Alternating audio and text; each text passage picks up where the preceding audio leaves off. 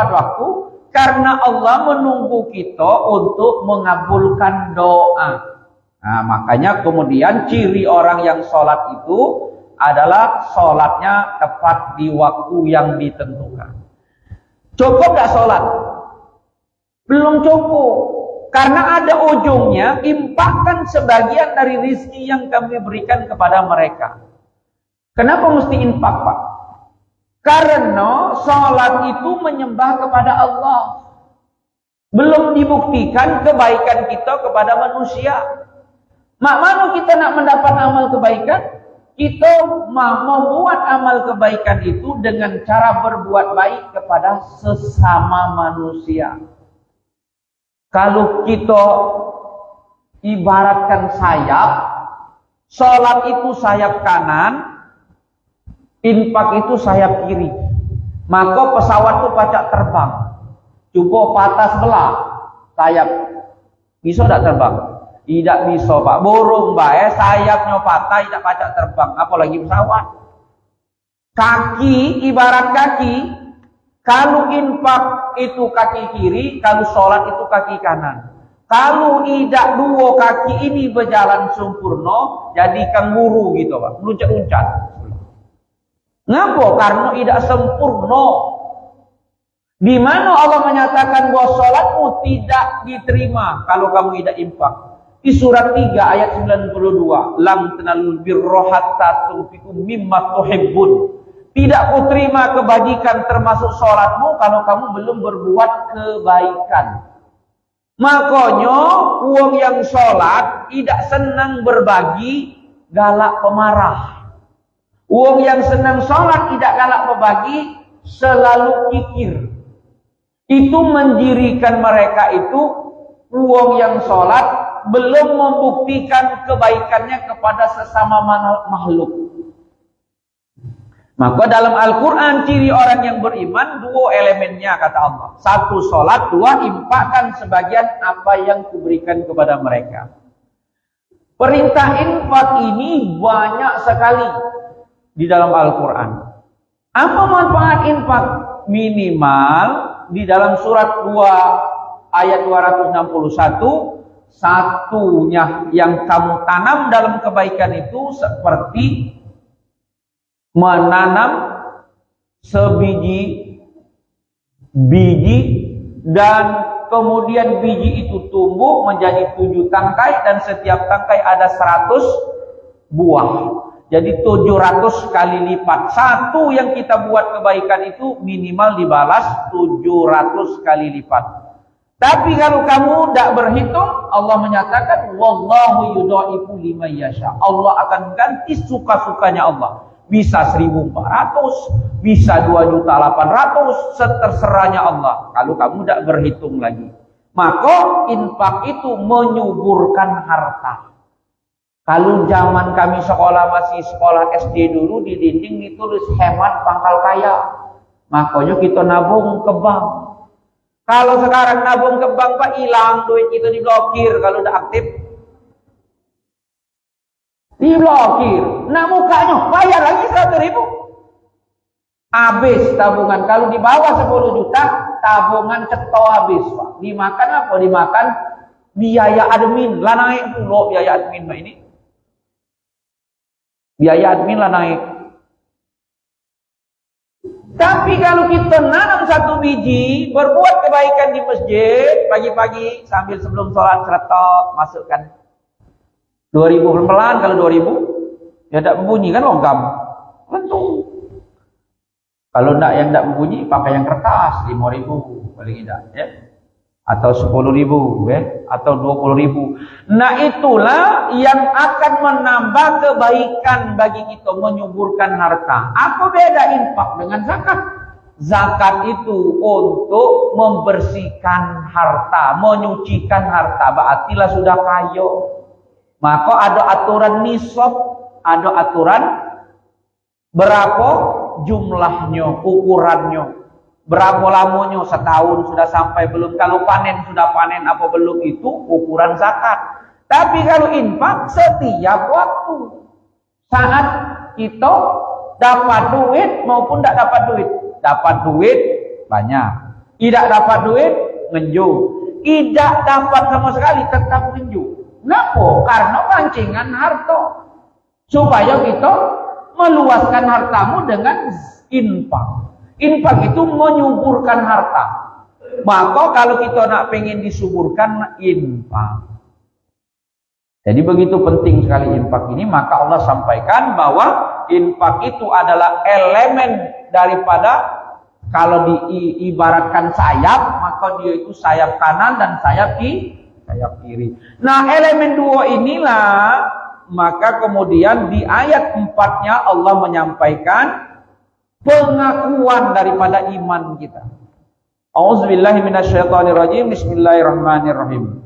Ulaika humul mu'minuna haqqan lahum darajatun 'inda rabbihim wa maghfiratun wa rizqun karim. Shadaqallahul azim. Silakan dibaca, Bu.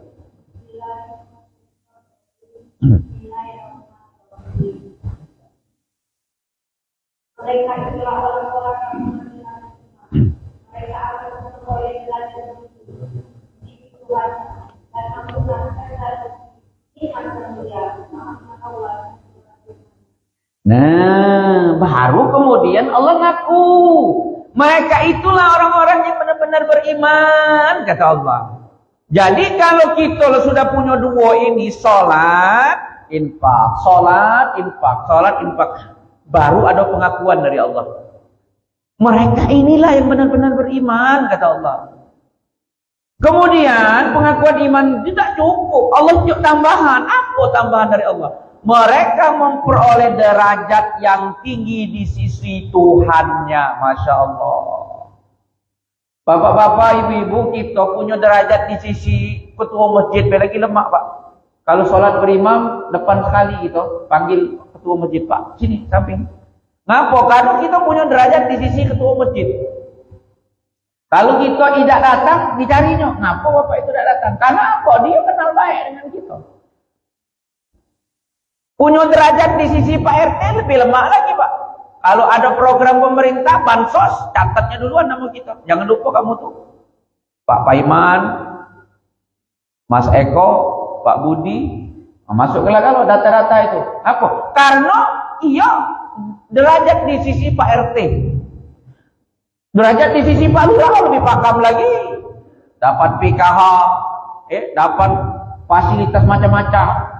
Apalagi derajat di sisi Pak Gubernur, tambah pakam lagi, dapat proyek. Kalau ada keluarga pajak ditolong jadi kepala dinas. Itu derajat di sisi Pak Gubernur. Derajat di sisi Presiden, tambah pakam lagi. Kalau ada anak keluarga nak jadi jenderal pajak. Tapi ini derajat di sisi Allah. Nah, pakam dia apa? Lebih pakam lagi. Katik lebih pokok pucuk ini pakamnya. Derajat di sisi Allah ini yang tinggi, kata Allah. Apa derajat yang lebih tinggi itu? Derajat yang paling tinggi di sisi Allah itu adalah orang-orang yang dilembutkan hatinya, mau mendengar ayat-ayat Allah, mau belajar ilmu agama, mau mengambil jalan jihad tertinggi, yaitu mengkaji Al-Quran. Inilah yang derajat di sisi Allah. Bapak-bapak, ibu-ibu, ini derajat paling tinggi. Di mana letaknya? Di surat 9 ayat 132. Allah menyatakan orang-orang yang ingin belajar ilmu agama itu hanya sedikit dari sebagian, dan sedikit dari separuh sebagian dari kecil itu. Jadi kita ini sudah separuh, sepinjung itu seperempat dari sepinjung itu. Itulah orang yang mau mengambil jalan belajar ilmu agama. Maka dia orang yang terpilih, Pak. Itulah derajat di sisi Allah. Maka nilainya, kata Allah itu, mereka ini berjihad di jalan Allah, nilainya itu lebih tinggi daripada jihad perang. Tapi dengan syarat ketentuan, jika panggilan jihad perang itu tidak datang ke kita. Kalau Indonesia lagi perang, tentu jihad perang lebih tinggi nilainya. Tapi kalau tidak panggilan jihad perang, maka belajar ilmu agama ini adalah paling tinggi nilainya. Maka kelak ketika dia mati, matinya itu dalam keadaan bukan mati. Di dalam surat 3 ayat 169, sesungguhnya orang-orang yang mati dalam belajar ilmu agama itu dia tidak mati, tapi mereka hidup di sisi Allah. Maka mereka mendapat rizki nikmat mulia di sisi Allah. Masya Allah ya. Jadi makanya sesegojo-gojo angat ini hitung jumlah penduduk, kalau ini lebaran pasti penuh sampai keluar. Ngapa ini cuma dikit? Mana yang lainnya? Yang lainnya tidak terpilih. Ngapa tidak terpilih? Ya Allah menghendaki orang yang hatinya bersih. Kalau orang yang hatinya tidak bersih, tidak bisa bersentuhan, tidak dibolehkan Allah mendengarkan ayat-ayat Al-Quran, tidak dibolehkan Allah menyentuh Al-Quran. Kenapa? Karena hatinya tidak bersih. Mereka kalau mendengarkan Al-Quran lari seperti dikejar singa, nutup kupingnya. Yang mengisyaratkan itu Allah di dalam Al-Quran. Kalau ada uang ketika kita ajak ngaji dia lari ngebut, nah itu ciri-ciri yang ada dalam Al-Quran. Mereka ini berarti termasuk yang golongan yang lari tak dikejar singa. Tidak usah diomongin, kita omongin dia singgung pula. Tapi yang penting kita tahu ciri ini. Oh iya niat, yang betul berarti kan. Kenapa? Ada juga yang menutup kupingnya. Kalau kita ajak nyampaikan Quran, dia ubah mengalihkan pembicaraan. Nah itu, ada lagi yang itu. Disyaratkan juga oleh Allah. Jadi orang-orang yang terpilih, derajat yang tinggi di sisi Allah adalah orang yang dikehendaki kebaikan oleh Allah dengan kembali belajar ilmu agama. Masya Allah. Derajat yang tinggi itu. Apalagi kata Allah. Nah kalaulah sudah itu, yang kedua Allah juga ampunan.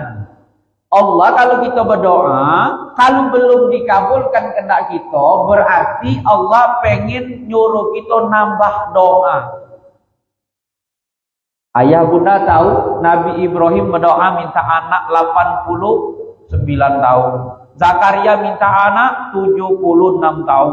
Lama Pak berdoa minta anak itu, bukannya 2 bulan 3 bulan, sampai rambutnya memutih ya, tulang-tulangnya sudah keropos. Saya tidak lelah dan jenuh, kata Zakaria, untuk berdoa minta anak kepadamu ya Allah. Akhirnya dijawab anak. Nah makanya kalau kita berdoa itu artinya Allah kalau belum mengabulkan, Allah memberikan kita pengampunan dosa. Banyak dosa kita masih muda itu yang dihapus oleh Allah. Dihapus. Maka ampunan Allah itu lebih penting. Kalau kita diampuni, namanya barang itu bersih. Kalau bersih, mudah bagi Allah nak nunjuk kebaikan. Yang ketiga, nunjuk apa Allah? Rizki nikmat mulia. Masya Allah.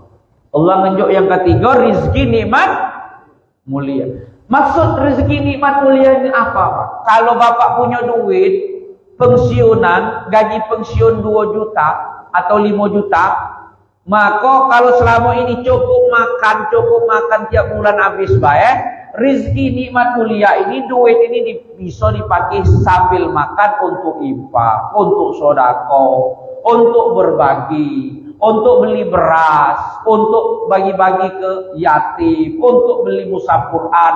Itulah yang disebut dengan rizki nikmat mulia. Rizki yang Allah turunkan kepada kita itu menjadi nikmat, menjadi mulia di sisi kebaikan-kebaikan. Bukan sekadar dinjo habis. Apalagi rizki duit pensiun dibawa pergi ke maksiat. Nah lebih kacau lagi. Dipakai untuk apa? Dinjo dengan anak. Rupanya anak cocok ini beli ke narkoba, duit tadi. Berarti rizkinya tidak nikmat mulia. Kenapa? Dipakai untuk kemaksiatan. Nah kalau rizki nikmat mulia, setiap yang Allah berikan kepada kita menjadi nikmat mulia. Masya Allah. Kita banyu di rumah, banyu minum yang kita pakai untuk sholat. Ya. Bukan dibuang sembarangan. Ya. Rumah kita dipakai untuk ibadah. Itu rizki nikmat mulia. Makanan yang kita makan, makanan yang baik-baik, itu rizki nikmat mulia. Nah inilah yang diberikan Allah kepada kita kalau kita beriman. Jadi ciri pertama iman di surat 2 Surat 3 adalah tindakannya, surat 4 pengakuan dari Allah. Cukup sekian dulu untuk hari ini karena waktu tinggal 5 menit lagi. Kalau ada yang mau bertanya, silakan. Kalau tidak, kita tutup. Silakan. Ada yang bertanya? Kakati? Alhamdulillah. Lah, paham kalau mudah-mudahan bisa dipraktekkan. Kata Allah, sami'na wa ata'na. Setiap disampaikan, praktekkan dalam kehidupan kita sehari-hari. Buat apa banyak-banyak ayat Quran disampaikannya, tapi sampai ke rumah, ditinggal kalau di masjid. Ayat tadi. Jadi dibawa balik ke rumah, jadi oleh-oleh untuk anak cucu kita. Nek, apa cerita di masjid tadi? Ada 3 ayat, Cuk. Coba buka ke Cuk. Itu minimal menambah khazanah untuk anak keluargaku, anfusakum wa ahlikum naro. Maka ketika ke rumah, ayat tadi surat 8, ayat 2, ayat 3, ayat 4 dibagi di-share untuk anak-anak dan istri atau suami. Yang lakinya tak melok datang, tunjuk ayat tadi. Sumpah dengan lakinya, inilah kau tak datang tadi, rezeki pagi ini. Tunjukkan dengan wong rumah gitu. Insyaallah mudah-mudahan berkah. Subhanakallahumma bihamdika asyhadu an la ilaha illa anta astaghfiruka wa atubu ilaik. Rabbana zalamna anfusana wa illam taghfir lana wa tarhamna lanakunanna minal khasirin. Allahumma ya Allah, ampuni segala dosa dan kesalahan kami, dosa dan kesalahan kedua ibu bapa kami ya Allah. Setinggi gunung, seluas samudra, sebanyak buih di lautan, ampuni semuanya ya Allah. Tutuplah segala aib-aib masa lalu kami ya Allah. Hijab kami dari segala dosa dan kesalahan, jauhkan dari kemungkaran dan kemaksiatan ya Allah. Angkat harkat derajat kami, angkat harkat derajat keluarga kami, jadikan keluarga kami keluarga sakinah, mawaddah warahmah. Anak kami soleh dan solihah ya Allah, keturunan kami beriman dan bertakwa ya Allah. Amin. Berikan kami maqam mahmudah ya Allah. Rabbana atina fid dunya hasanah wa fil akhirati hasanah wa qina azabannar. Walhamdulillahirabbil alamin. Wassalamualaikum warahmatullahi wabarakatuh.